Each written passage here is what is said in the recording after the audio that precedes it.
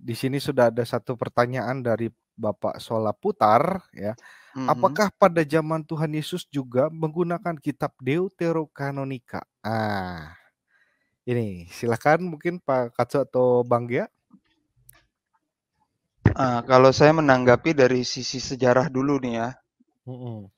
Jadi kanon kitab suci yang dipergunakan oleh umat Katolik itu terbentuk oleh Paus Damasus I di Konsili Roma tahunnya tadi sudah disebutkan Bang Gea 397 ya Bang ya.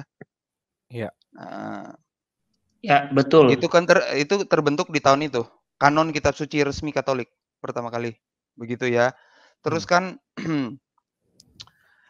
pada waktu pengkanonan itu Deuterokanonika dimasukkan ya. Ini kita bicara dalam konteks Dead Sea Scrolls atau gulungan laut mati saat itu belum ditemukan ya berarti Belum. gitu. Kita belum menemukan tapi tidak menutup kemungkinan maksud saya Paus Damasus sudah tahu juga ada. Ini kita berpandangan positif karena sekarang ini merupakan proyek besar bahwa Dead Sea Scrolls ini semua harus diterjemahkan ke Inggris dulu karena nanti akan diperbandingkan dengan terjemahan versi modern yang kebanyakan dari Masoretic Text. Ini program yang lagi dikembangkan para ahli kitab suci di luar sana di Eropa bekerja sama dengan asuhan Vatikan. Itu ada resmi. Nanti makanya saya bilang tunggu monolog saya, kalian bisa lihat. Itu nanti saya ambilin dikit. Itu saya ya ada link lah kemarin itu ada bisa bicara, soalnya saya ada kenalan untuk ke bidang situ memang kan, Ya. begitu. Jadi makanya nanti coba saya bawa yang dikasih ke saya kitab Daniel kemarin.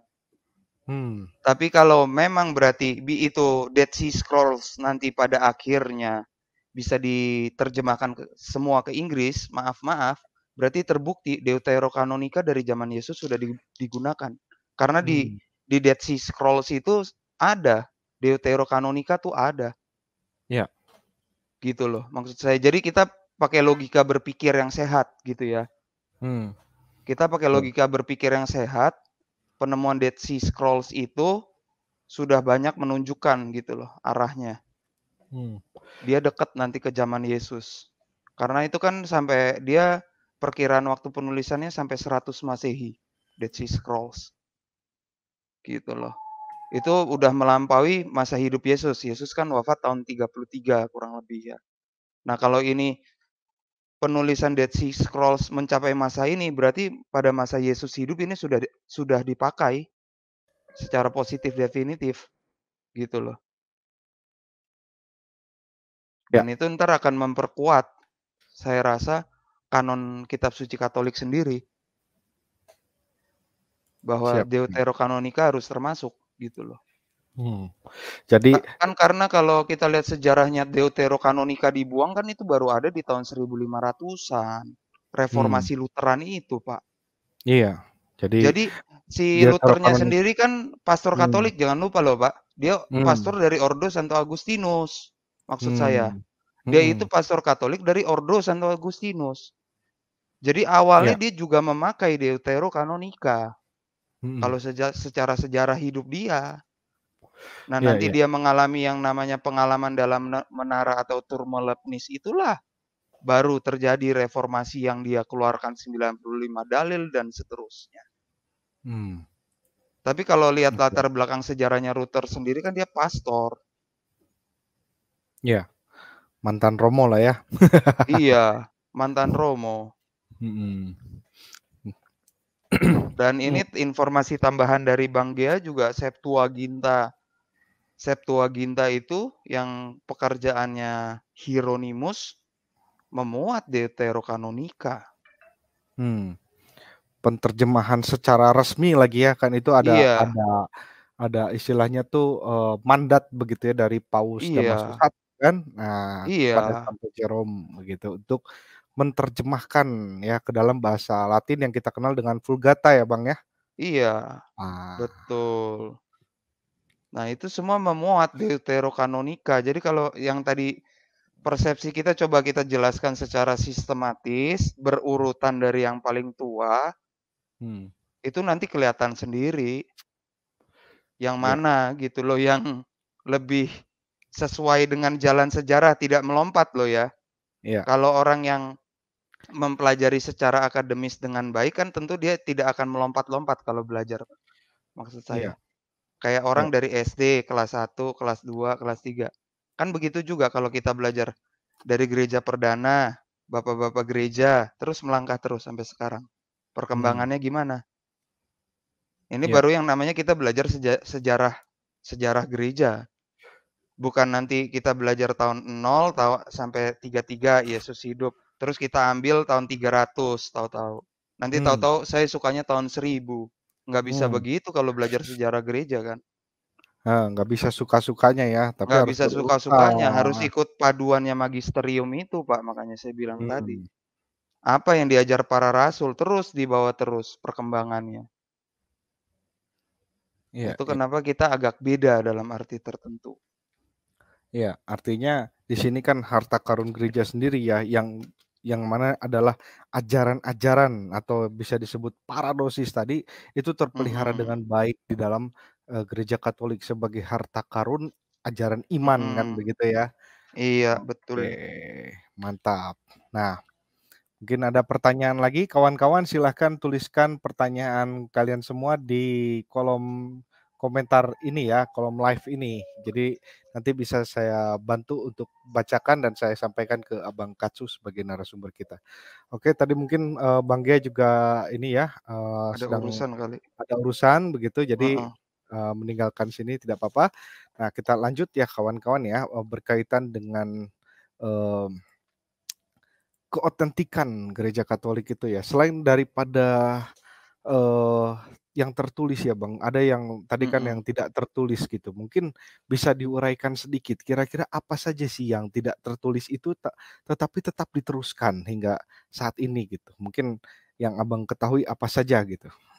Salah satu yang paling jelas yang udah kita bahas sekali lalu, perayaan Ekaristi itulah salah satu warisan lisan yang dipelihara. Gitu. Itu yang saya rasa tradisi lisan yang paling menggema di gereja Katolik ya itu. Gitu. Jadi dalam arti tertentu ya, ungkapan iman untuk gereja Katolik itu kan semua diungkapkan dalam Ekaristi. Maka dikatakan kalau di Lumen Gentium artikel 12, sumber dan puncak. Sebentar, saya cek dokumennya. Ekaristi itu menjadi sumber dan puncak. Kalau dikatakan sumber berarti segala sesuatu kan keluar dari sana. Kalau kita bayangkan ya. Jadi semua mengarah dari sana, keluar dari sana, begitu. Kalau dikatakan puncak berarti setelah kita beraktivitas, kita kembali lagi dan hal itu yang kita tuju lagi. Itulah puncak. Iya. Nah, kalau mau bahasa teologisnya itu adanya di Lumen Gentium. Sebentar.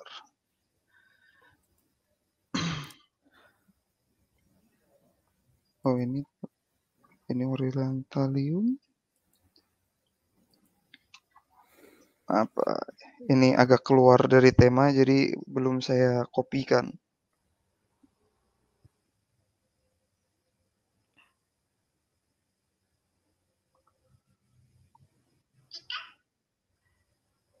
Nah, ini mereka secara keseluruhan menyatakan kesepakatan mereka tentang perkara-perkara iman dan kesusilaan.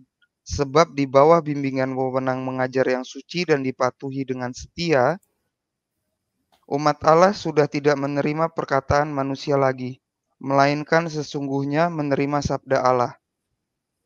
Begitu. Ini ada di Lumen Gentium 12. Jadi segala apa yang dilakukan para rasul itu sudah tidak dilihat lagi sebagai semata-mata bahwa tindakan mereka sendiri. Begitu. Iya. Siap. Ini ada pertanyaan lagi kayaknya, Pak. Ya, dari Pak Sola Putar ya. Jika dasar iman hanya menggunakan kitab suci dan membuang tradisi suci, apakah dimungkinkan memahami Tuhan Yesus itu bisa saja salah begitu? Saya tidak mau mengatakan salah atau tidak. Cuman saya akan hantar begini mungkin ya. Jadi kalau bicara mengenai kitab suci itu, kitab suci kan sabda Allah, tapi biasanya tuh kalau kita lihat di Injil kan bentuknya perumpamaan, kalau pengajaran Yesus selalu dalam bentuk kayak gitu ya. Iya. Perumpamaan. Nah, berarti kalau perumpamaan ini untuk diaplikasikan dalam kehidupan kita sehari-hari ada yang namanya tafsir. Itu yang menghubungkan. Iya. Nah, dalam tafsir ini, itu kalau yang studi kitab suci aja metodenya ada 9, Mbak. Cara tafsirnya itu ada 9. Jadi antara yang satu dengan yang lain kan bisa berbeda-beda. Oh. Oke. Maksud saya di situ ya. Antara yang satu dengan yang lain bisa berbeda. Nah, lalu dari yang berbeda-beda ini, kalau nggak ada paduan yang jelas ajaran para rasul tadi, bagaimana tafsiran kita bisa bilang tafsiran kita mengarah ke kebenaran yang diajarkan para rasul. Tafsiran kita yang paling benar gitu, nggak bisa klaim kayak gitu ya. Nggak Tapi bisa ada bilang kayak patokan. gitu, karena kita nggak ada patokan pastinya kalau kita menafsir sendiri kan, saya bilang. Suatu Betul ayat betul boleh betul. tafsirkan, suatu ayat juga boleh Abang berbagi pandangan, Tafsirkan ya. tafsirkan.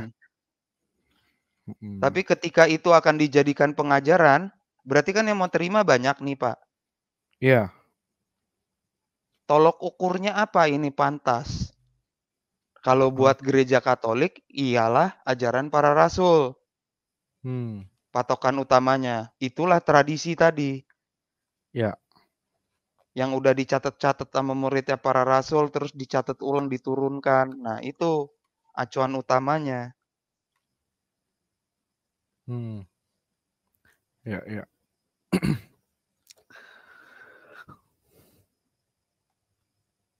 Oke, jadi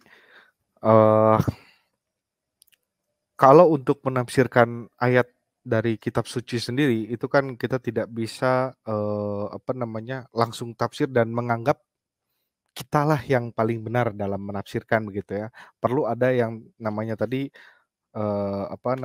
tolak ukur sebagai patokan begitu ya. Nah, inilah yang tafsiran yang benar ketika digunakan untuk pengajaran ya. Tetapi kalau untuk, misalnya sekedar renungan harian, renungan pribadi itu masih bisa ya, Pak Katsu ya, Ya, jadi menggunakan konteksnya mesti pribadi. dibedain. Tafsirnya itu, nah tapi ketika kalau Bapak Solar Putar tadi kan bilang, dimungkinkan tidak memahami Tuhan Yesus yang salah. Saya rasa Itu, memungkinkan.